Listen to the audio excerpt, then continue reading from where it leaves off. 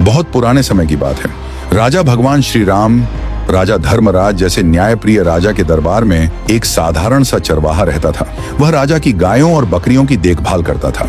एक दिन अचानक जंगल से एक भेड़िया आया और बोला, मुझे एक बकरी दे दो। चरवाहा डर गया और बोला, ये बकरियां राजा की हैं, मैं तो केवल इनकी सेवा करता हूँ।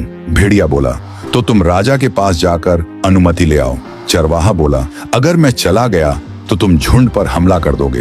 भेड़िया बोला, मैं धर्म की कसम खाता हूँ, जब तक तुम वापस नहीं आओगे मैं इन बकरियों की रक्षा करूंगा। अगर मैंने धोखा दिया तो मेरी आने वाली पीढ़ी नष्ट हो जाए। कहते हैं उसकी बात सच साबित हुई। चरवाहा राजा से मिलने निकल पड़ा। रास्ते में उसने 3 अजीब दृश्य देखे। पहला दृश्य उसने देखा कि एक गाय अपनी ही बेटी का दूध पी रही है। वह सोच में पड़ गया, ये कैसा उल्टा काम है, इसमें जरूर कोई गूढ़ अर्थ है।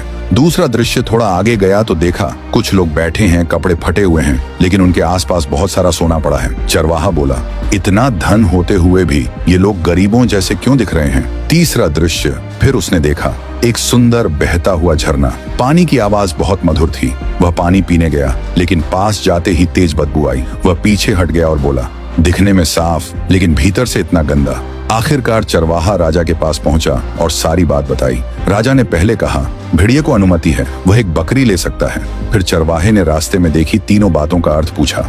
राजा मुस्कुराए और बोले, जो गाय अपनी बेटी का दूध पी रही थी वह आने वाले समय की निशानी है।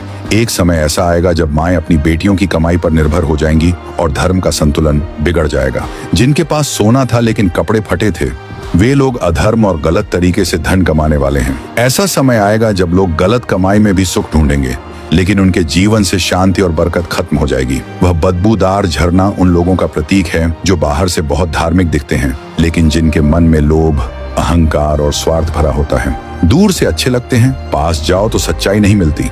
चरवाहा यह सब सुनकर रो पड़ा और बोला, हे प्रभु, हमें ऐसे समय से बचाना। वह वापस लौटा तो देखा भेड़िया सच में बकरियों की रखवाली कर रहा था। चरवाहे ने कहा, राजा ने कहा है तुम एक बकरी चुन सकते हो। भेड़िए ने झुंड देखा और सबसे कमजोर और बीमार बकरी चुनी। चरवाहे ने पूछा, तुमने यही क्यों चुनी। भेड़िया बोला, क्योंकि यह बकरी अपने ईश्वर का स्मरण नहीं करती थी। जो अपने सृष्टिकर्ता को भूल जाता है वह सबसे पहले कष्ट में पड़ता है।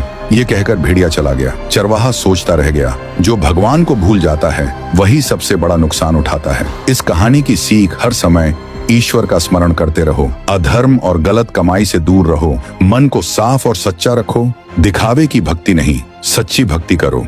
आओ आज हम सब मिलकर भगवान का नाम लें और अपने कर्मों को शुद्ध करें।